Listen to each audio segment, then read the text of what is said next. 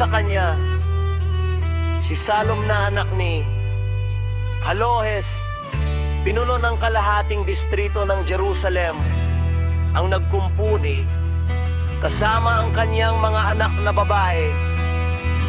Ang pintuang daan ng Libis ay kinumpuni ni Hanun at ng mga naninirahan sa Zanoa. Sila ang nagtayo nito at inilagay ang mga pinto nito kasama ang mga trangka at mga halang nito. At ipinanumbalik nila ang 1,000 siko ng pader hanggang sa pintuang daan ng dumi.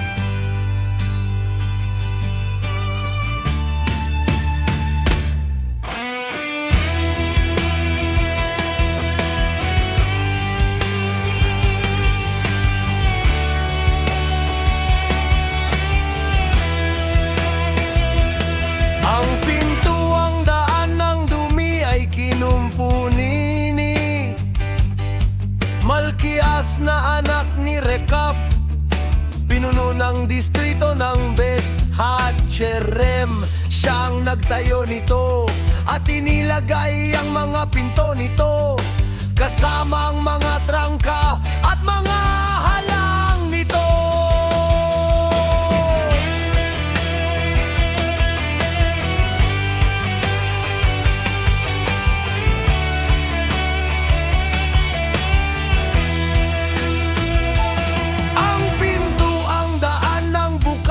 Kinumpuni ni Salon na anak ni Kolhoz, pinuno ng distrito ng Mispasia. Ang nagtayo nito, naglagay ng bubong at inilagay ang mga pinto nito kasama ang mga trangka at mga halang nito. Ipinanumbalik din niya ang pader ng tipunan ng tubig ng Siloam sa tabi ng hardin ng hari hanggang sa mga hagdan na pababa mula sa lungsod ni David. Pagkatapos niya, si Nehemias na anak ni Azbuk, pinuno ng kalahating distrito ng Betzur, ang nagkumpuni hanggang sa tapat ng mga libingan ni David at hanggang sa ginawang tipunan ng tubig at hanggang sa bahay ng mga makapangyarihan.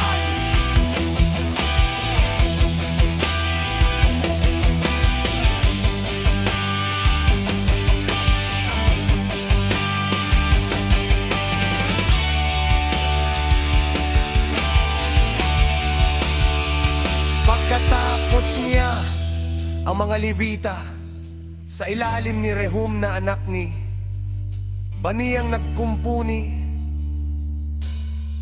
Sa tabi niya, si Hasabias, pinuno ng kalahating distrito ng Keila, ang nagkumpuni para sa kanyang distrito.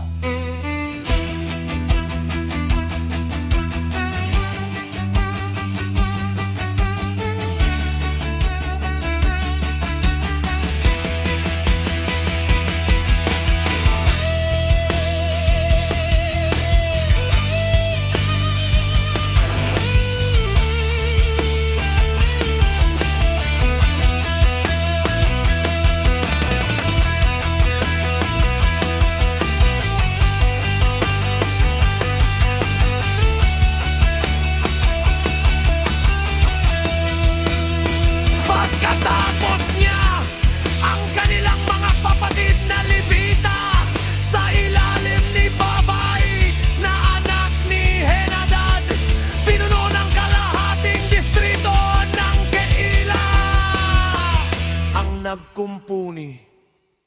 Sa tabi niya, si Ezer na anak ni Jeshua, pinuno ng Mispa, ang nagkumpuni ng isa pang bahagi sa tapat ng ahon patungo sa sandatahan sa panulukan.